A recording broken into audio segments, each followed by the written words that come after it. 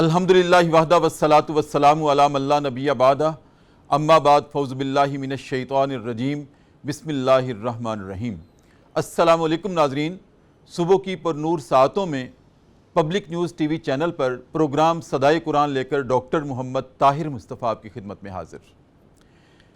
ناظرین کرام، صدائے قرآن کا سفر سورہ فاتحہ سے شروع ہوا تھا اور الحمدللہ ہم سورہ بقرہ کے آغاز پر ہیں، اور سورہ بقرہ کے آغاز پر جیسے کہ گزشتہ چند روز سے یہ مضمون چل رہا ہے کہ یہ کتاب ہدایت متقین کے لیے ایک خاص کیٹیگوریکلی اثر آفرینی رکھتی ہے۔ اور متقی کون ہیں ناظرین کرام؟ وہ بھی کلام اللہ کے پہلے صفحے پر سورہ بقرہ کے اللہ رب العزت نے بتا دیا۔ ان کی سمری کے طور پر، خلاصے کے طور پر ان کی 6 صفات بیان کی گئیں۔ وہ یہ کہ الذین یؤمنون بالغیب، وہ غیب پر ایمان لاتے ہیں، وَیُقِیمُونَ الصَّلَاةَ، وہ نماز قائم کرتے ہیں، وَمِمَّا رَزَقْنَاهُمْ يُنْفِقُونَ، اور وہ ہمارے دیے ہوئے رزق میں سے خرچ کرتے ہیں، وَالَّذِينَ يُؤْمِنُونَ بِمَا أُنزِلَ إِلَيْكَ وَمَا أُنزِلَ مِن قَبْلِكَ وَبِالْآخِرَةِ هُمْ يُوقِنُونَ۔ آخری صفت یہ بتائی کہ وہ آخرت پر یقین رکھتے ہیں۔ ناظرین کرام، آخرت پر یقین سے کیا مراد ہے؟ مراد یہ ہے دل سے اس بات کا یقین ہونا کہ یہ دنیا کی زندگی ایک عارضی زندگی ہے، اس کے بعد موت ہے۔ جو شخص بھی جو ذی روح اس کائنات میں پیدا ہو چکا ہے، وہ چاہے یا نہ چاہے اس کو موت کا مزہ چکھنا ہے۔ لیکن ناظرین کرام، آخرت پر یقین سے یہ بھی مراد ہے کہ یہ نہ سمجھ لیا جائے کہ بس موت کے ساتھ زندگی ختم ہو گئی۔ یہ اختتام زندگی نہیں ہے، بلکہ دوام زندگی ہے۔ زندگی کے دوام میں موت ایک برج ہے جس کو عبور کر کے ہم نے زندگی کے دوسرے فیز میں داخل ہونا ہے۔ لیکن موت ایک تلخ حقیقت ہے۔ ہم سمجھتے ہیں کہ جو مر گیا ہے بس اسی کو مرنا تھا، میری باری تو ابھی بہت دور ہے۔ ہم یہ گمان رکھتے ہیں، نوجوان یہ گمان رکھتے ہیں کہ ابھی تو جوانی ہے، ابھی تو ہم نے انجوائے کرنا ہے، ابھی بڑھاپا آئے گا پھر اللہ اللہ کر لیں گے۔ لیکن ناظرین کرام، ایسا نہیں ہے۔ یہ ایک ایسی تلخ حقیقت ہے کہ جس کا کسی کو معلوم ہی نہیں ہے، بتایا ہی نہیں گیا کہ اس کا آخری سانس کب اور کس دن آئے گا۔ اگر یہ بتا دیا جاتا تو پھر شاید کسی لبوں پر مسکراہٹ نہ رہتی، ہر کوئی گنتا رہتا کہ میری زندگی کے اتنے ماہ و سال ختم ہو گئے، اب موت قریب آ رہی ہے، تو انسان جیتے جی مر جاتا۔ یہ بھی اللہ کا احسان ہے کہ اس نے کسی کو بتایا نہیں ہے۔ لیکن نہ بتانے کا مقصد اور مطلب یہ نہیں ہے کہ انسان یہ گمان رکھے کہ میں نے سدا ہی زندہ رہنا ہے۔ ناظرین کرام، جیسے زندگی میں ایک تیزی آئی ہے، ایک دور تھا لوگ 6 مہینے بیمار رہا کرتے، پھر موت آتی، اور اب تو یہ حال ہے جیسے دنیا فاسٹ ہوئی ہے۔ پہلے خطوط لکھتے تھے ہم اپنے عزیز و اقارب کو، وہ تیسرے چوتھے دن پہنچتا تھا اور ہمارا پیغام پہنچنے میں 3-4 دن لگ جاتے تھے۔ اب تو موبائل کا دور ہے، واٹس ایپ کا دور ہے، ہم ایک لائن میسیج ٹائپ کرتے ہیں، اسی لمحے دنیا کے ہر خطے میں پہنچ جاتا ہے۔ اتنی تیزی ہے زندگی میں۔ ناظرین کرام، اسی طرح موت میں بھی تیزی ہے، فاسٹنس آئی ہے۔ ہم سوچتے ہیں کہ میرا وہ عزیز و اقارب، وہ رشتہ دار جو کل مجھے ملا تھا، جب سنتے ہیں کہ آج وہ نہیں ہے، ہم حیران ہوتے ہیں کہ میرے ساتھ تو کھانا کھایا تھا رات اس نے، کوئی کہتا ہے کہ میرے ساتھ تو صبح اس نے ناشتہ کیا تھا، یہ کیسے ہو سکتا ہے کہ وہ مر گیا؟ لیکن ناظرین کرام، ایسے ہی ہے۔ نبی کریم صلی اللہ علیہ وآلہ وسلم اپنے صحابہ کے ساتھ ایک مجلس میں تھے، تو اپنے صحابہ سے آپ نے سوال کر دیا، میرے صحابہ، تمہیں اپنی زندگیوں کی کتنی امید ہے؟ آپ نے اشارہ کر کے پوچھا، بتاؤ کہ کتنی امید ہے، تم کتنا زندہ رہ سکتے ہو؟ ایک صحابی نے ہاتھ کھڑا کیا، یا رسول اللہ صلی اللہ علیہ وسلم، فدا کا امی و ابی، میرے ماں باپ آپ پہ قربان، یا رسول اللہ مجھے امید ہے، میں ہیلدی ہوں، مجھے صحت مند رکھا ہے اللہ تعالیٰ نے، میں بیمار نہیں ہوں، تو مجھے اتنی تو امید ہے کہ آج اس وقت ظہر کا وقت ہے تو میں عشاء کی نماز تو پڑھ ہی لوں گا۔ دوسرے صحابی نے عرض کیا، یا رسول اللہ چلیں عشاء نہیں، میں بھی ہیلدی ہوں، صحت مند ہوں، اس وقت ظہر کا وقت ہے تو میں مغرب کی نماز تو پڑھ ہی لوں گا۔ تیسرے صحابی نے کہا یا رسول اللہ میں عصر کی نماز تو پڑھ ہی لوں گا، 1.5 گھنٹہ رہتا ہے عصر کی نماز میں۔ تو نبی کریم نے اپنے صحابہ کے یہ جوابات سن کر آپ کھڑے ہوئے اور اپنا ایک قدم اٹھا کے کہنے لگے میرے صحابہ تم نے تو بڑی لمبی لمبی امیدیں باندھ رکھی ہیں، تم میں سے کسی نے کہا ہے میں عشاء تک زندہ رہوں گا، کسی نے کہا مغرب تک زندہ رہوں گا، کسی نے کہا میں ظہر تک زندہ رہوں گا۔ میرے صحابہ دیکھو میں نے یہ قدم اٹھایا ہے، مجھے تو اتنی بھی امید نہیں ہے کہ میں اس کو واپس زمین پہ رکھ سکوں گا یا نہیں رکھ سکوں گا۔ ناظرین کرام یہ فرمان ہے خاتم النبیین ان کا جن کے لیے ساری کائنات بنائی گئی، بعد از خدا بزرگ توئی قصہ مختصر، اللہ کے بعد جن کا اس کائنات میں رتبہ ہے، عظمت ہے، عزت ہے، عفت ہے، یہ ان کا فرمان ہے، تو ہم کیا چیز ہیں؟ ناظرین کرام آخرت کی اور کیا ڈائمنشنز ہیں؟ آج ہمارا موضوع ہے پروگرام صدائے قرآن میں، اور اس پر گفتگو کرنے کے لیے میری بائیں جانب تشریف رکھتی ہیں عالمہ مصباح عمر۔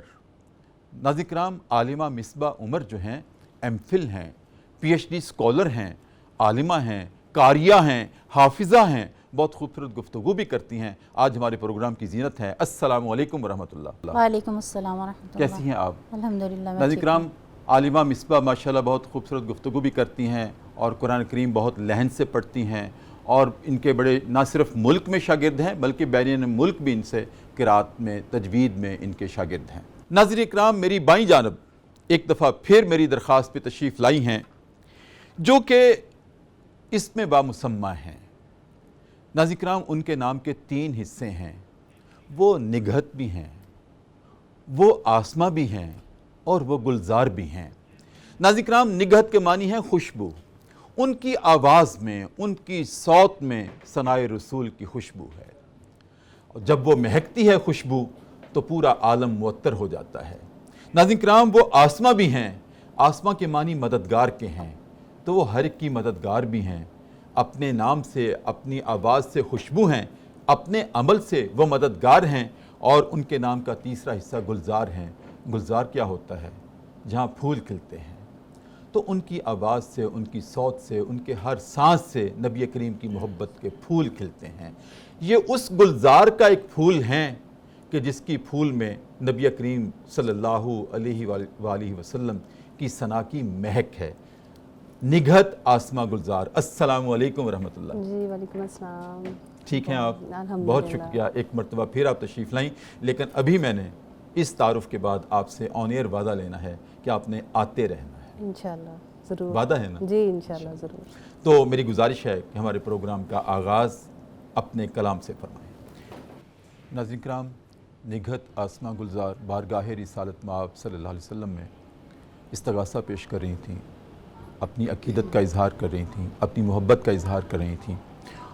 پروگرام میں ایک وقفہ ہے، اور وقفے میں ہم دربار رسالت چلتے ہیں اور نبی کریم صلی اللہ علیہ وسلم کی ذات اقدس پر ایک مرتبہ درود کریم کا نذرانہ پیش کر کے واپس آتے ہیں، اور پھر عالمہ مصباح عمر سے فکر آخرت کے بارے میں بات چیت کرتے ہیں۔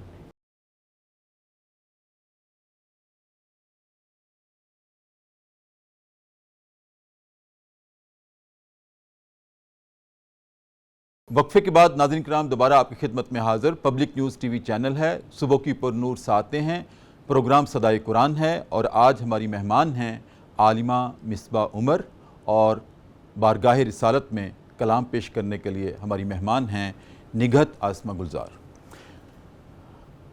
عالمہ مصباح، آپ سے ہم رہنمائی لینا چاہتے ہیں، جو میں نے اپنی ابتدائی گفتگو میں عرض کیا کہ اللہ رب العزت نے کلام اللہ کے آغاز پر بڑے خوبصورت انداز میں یہ ایک ہیرارکی بیان کی ہے کہ وہ لوگ جو کہ تقوی اختیار کرتے ہیں، اور تقوی کی آگے اللہ رب العزت نے وضاحت بھی کر دی کہ جو غیب پر ایمان لاتے ہیں، نماز قائم کرتے ہیں، ہمارے دیے ہوئے رزق میں سے خرچ کرتے ہیں، جو کچھ آپ پر نازل کیا گیا نبی محتشم صلی اللہ علیہ وآلہ وسلم پر یعنی قرآن، اس پر بھی ایمان لاتے ہیں، اور جو سابقہ انبیاء پر کتابیں نازل کی گئیں اس پر بھی ایمان لاتے ہیں، وَبِالْآخِرَةِ هُمْ يُوقِنُونَ، اور وہ آخرت پر بھی یقین رکھتے ہیں۔ ہم آپ سے یہ جاننا چاہتے ہیں، ہمارے ناظرین یہ جاننا چاہتے ہیں کہ وَبِالْآخِرَةِ هُمْ يُوقِنُونَ میں آخرت پر یقین رکھنے سے کیا مراد ہے؟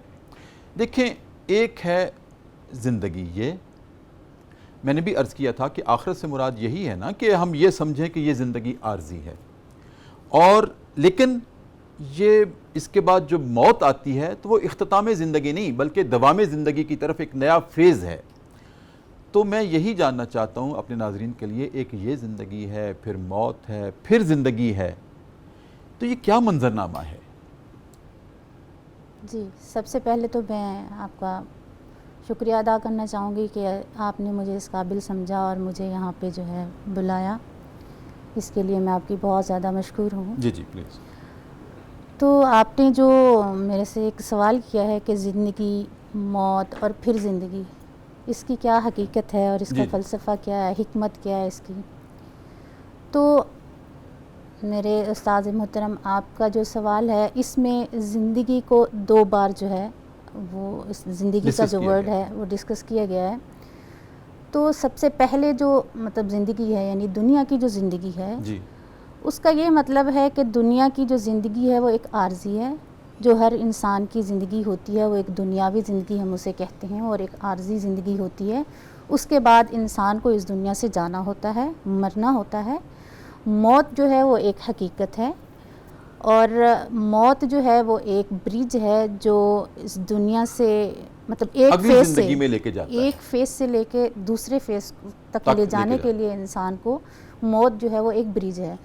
تو جیسا کہ قرآن پاک میں بھی ارشاد ہے کہ کل نفس ذائقۃ الموت، کہ ہر انسان کو جو ہے موت کا مزہ چکھنا ہے۔ تو ایک تلخ حقیقت ہے یہ، ہر انسان کو مرنا ہے اور پھر جانا ہے۔ اصل زندگی جو ہے وہ مرنے کے بعد شروع ہوتی ہے انسان کی، جو ہمیشہ کی زندگی ہے، جو دائمی زندگی ہے، جو انسان وہاں پہ جائے گا اور ہمیشہ وہاں پہ رہے گا۔ جو دنیاوی زندگی ہے اس میں تو انسان کامیاب بھی ہوتا ہے، ناکام بھی ہوتا ہے، جزا بھی ہوتی ہے، سزا بھی ہوتی ہے، ہر طرح کے مطلب مراحل سے وہ گزرتا ہے، لیکن وہ آیا کیا کرنے کے لیے ہوتا ہے یہاں پہ؟ جو اس کی موت کے بعد والی زندگی ہے اس کی تیاری کے لیے وہ یہاں پہ آتا ہے، اس کی پریپریشن کے لیے وہ یہاں پہ آتا ہے۔ اسے یہاں پہ آ کے بہت سارے مطلب فیز سے گزرنا پڑتا ہے، اسٹرگل بھی کرنی پڑتی ہے اس کو، بہت ساری جو ہے وہ چیزیں دیکھ کے یہاں سے جو ہے وہ گزرتا ہے۔ وہ جب جاتا ہے اس دنیا سے، قرآن کریم نے اس بارے میں بڑا خوبصورت ارشاد فرمایا ہے، افا حسبتم انما خلقناکم عبثا، کہ کیا تم اے انسان یہ گمان کرتے ہو کہ ہم نے تجھے بیکار پیدا کیا ہے؟ ہم نے بیکار نہیں پیدا کیا، ایک مقصد کے لیے پیدا کیا ہے، اور مقصد کیا ہے؟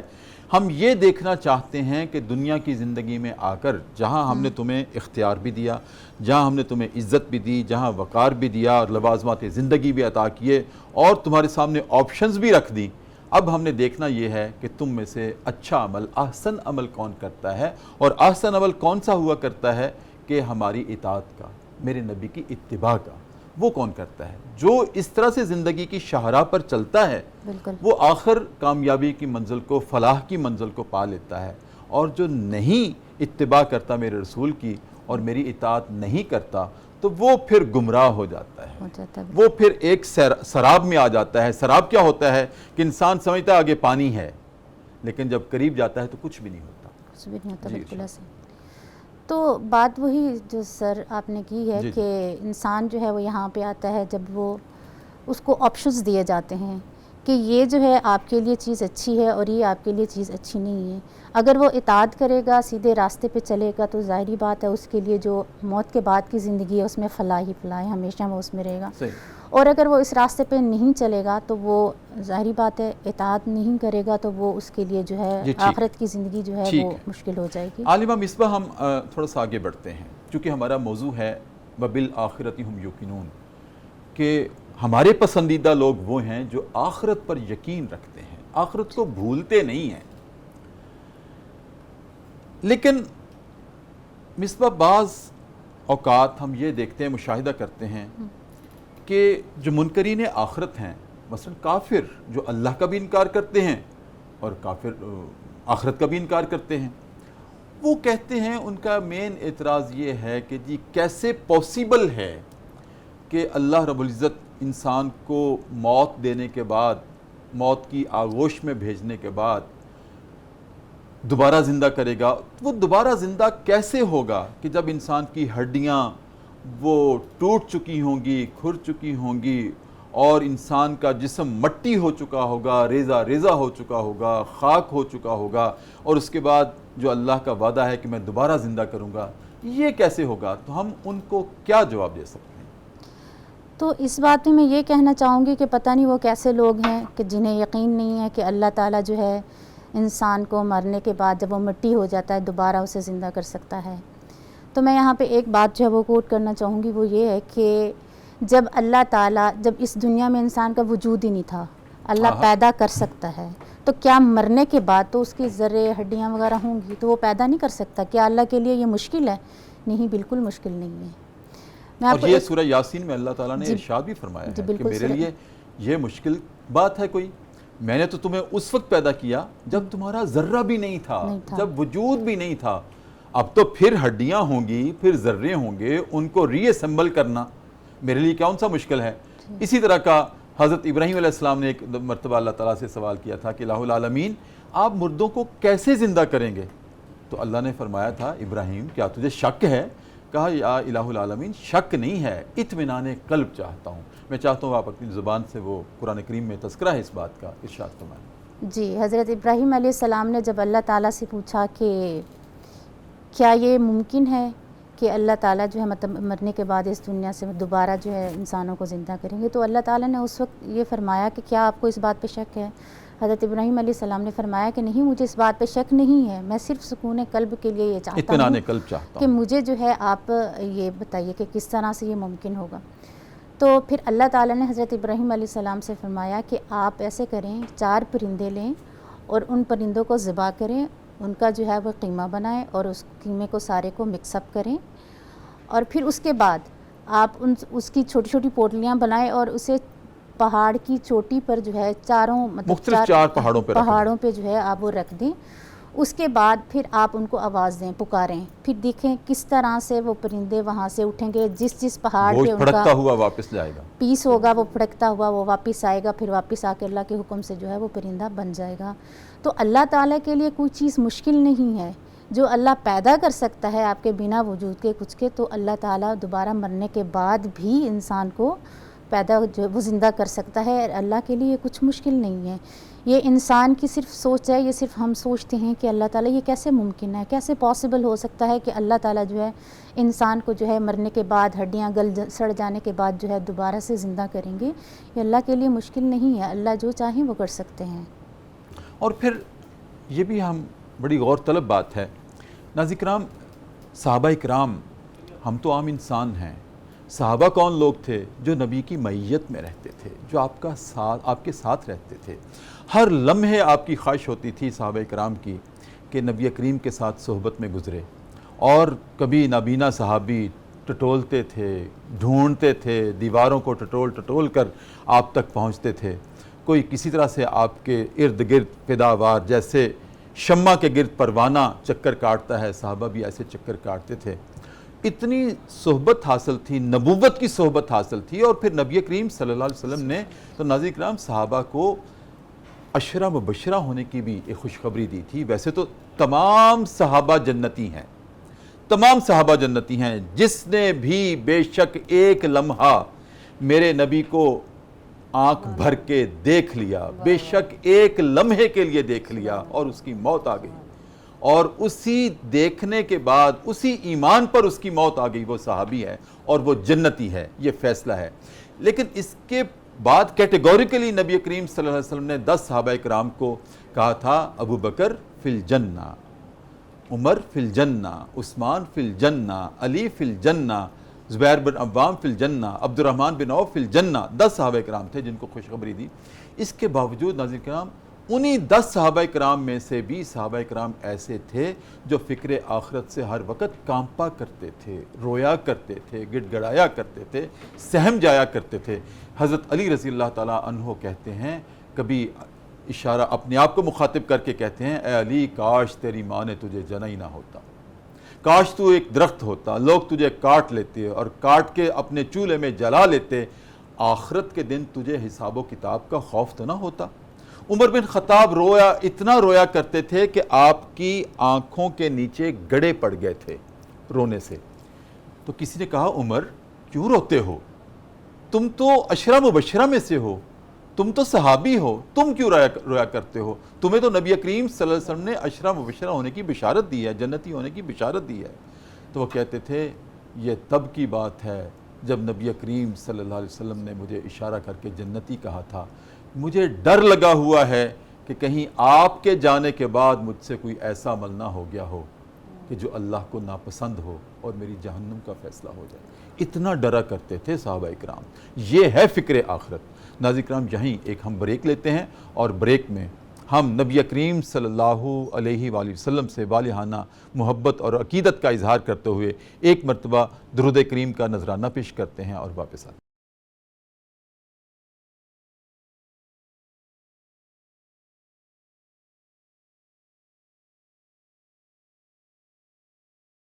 ناظرین کرام، دوبارہ آپ کی خدمت میں حاضر۔